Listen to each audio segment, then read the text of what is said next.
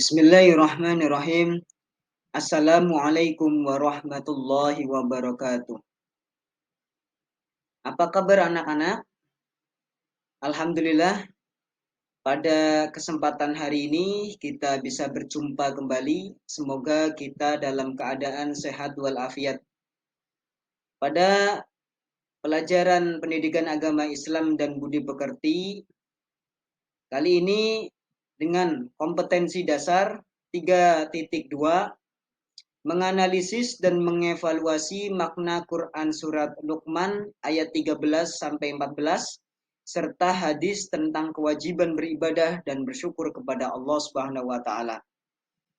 Yang selanjutnya tentu saja dengan KD tersebut, tema kita pada pertemuan kali ini ialah beribadah dan bersyukur kepada Allah Subhanahu wa taala yang tertuang di dalam Quran surat Luqman ayat 13 sampai 14. Marilah kita bersama-sama menyimak bacaan dari surat Luqman 13 sampai 14. A'udzu billahi minasyaitonir rajim. Wa idh qala Luqmanu libnihi wa huwa ya'iduhu ya bunayya la tusyrik billah inna syirka ladzulmun adzim wa wassaynal insana biwalidayhi hamalathu ummuhu wahnan ala wahnin wa fisaluhu fi amaini anishkur li wa liwalidayka ilayyal masir. Quran surat Luqman 13 sampai 14. Yang artinya, dan ingatlah ketika Luqman berkata kepada anaknya, ketika dia memberi pelajaran kepadanya, wahai anakku, janganlah engkau menyekutukan Allah Subhanahu wa taala. Sesungguhnya mempersekutukan Allah Subhanahu wa taala adalah benar-benar kezaliman yang besar. Dan kami perintahkan kepada manusia agar berbuat baik kepada kedua orang tuanya. Ibunya telah mengandungnya dalam keadaan lemah yang bertambah-tambah dan menyapihnya dalam usia 2 tahun. Bersyukurlah kepadaku dan kepada kedua orang tuamu. Hanya kepadakulah kembalimu. Quran surat Luqman ayat 13 sampai 14. Baik, anak-anak, yang selanjutnya kita mengidentifikasi dan menelaah hukum bacaan tajwid di surah Luqman. Yang pertama, lafaz la tusyrik. Hukum bacaannya ialah mad tabi'i. La dibaca 2 harokat atau mad tabi'i karena huruf alif didahului oleh harokat fathah. Dibaca la tusyrik. Lafaz yang selanjutnya billah. Hukum bacaannya lam tarkik. Alasannya yakni lam jalalah didahului huruf berharokat kasrah. Dibaca tarkik atau tipis. Billah. Hadis bersyukur kepada Allah Subhanahu wa taala. Hadis ini diriwayatkan oleh Sayyidah Aisyah radhiyallahu anha.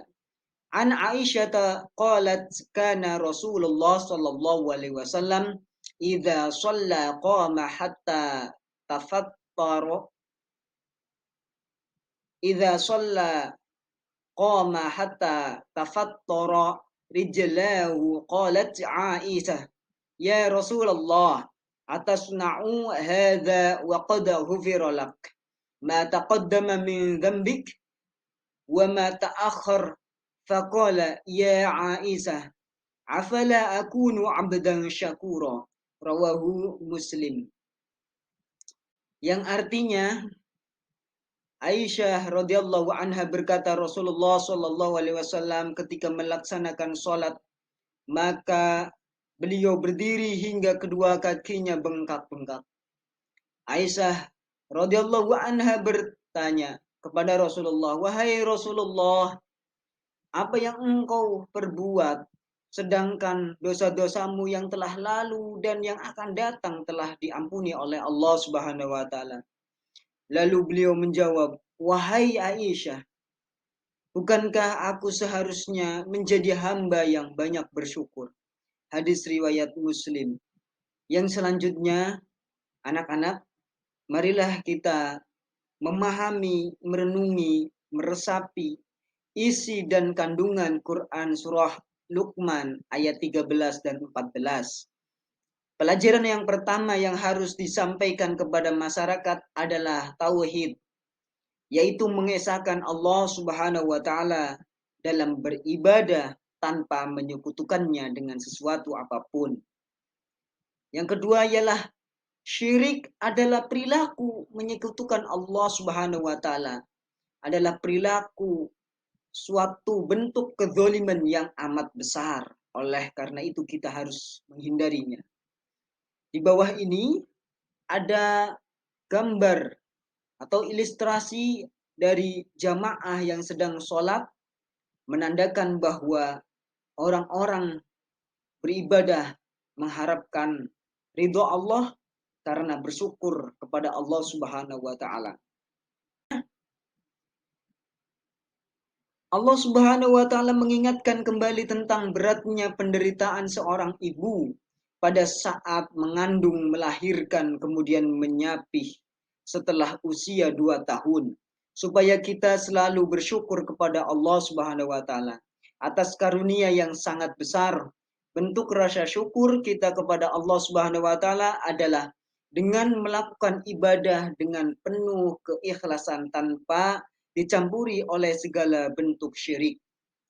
Yang selanjutnya, berterima kasih kita kepada orang tua adalah dengan berbuat baik kepadanya atau berperilaku ihsan kepada keduanya dengan menaati perintahnya. Yang selanjutnya ialah ihtisar atau ringkasan. Yang pertama, kita sebagai hambanya Allah Subhanahu wa taala harus rajin melakukan ibadah, baik ibadah itu mahdhah maupun ghairu mahdhah, sebagai wujud syukur kita kepada Allah Subhanahu wa taala. Dan kita harus mengingat bahwa syirik termasuk dalam kezaliman yang sangat amat besar. Berbuat baik kepada orang tua, khususnya ibu kita, karena yang mengandung, melahirkan, dan merawat kita dengan sepenuh jiwa raga. Yang selanjutnya ialah berbuat baik kepada orang lain. Berbuat baik kepada sesama, berbuat baik kepada tetangga. Itulah yang Rasulullah SAW ajarkan kepada kita. Tidak lupa, itu semuanya adalah wujud rasa syukur kita kepada Allah Subhanahu wa taala. Demikian penjelasan dari Bapak. Mudah-mudahan bisa difahami. Kurang lebihnya mohon maaf. Wallahu a'lam bishawab. Wallahul muwaffiq ila aqwamit thoriq. Wassalamualaikum warahmatullahi wabarakatuh.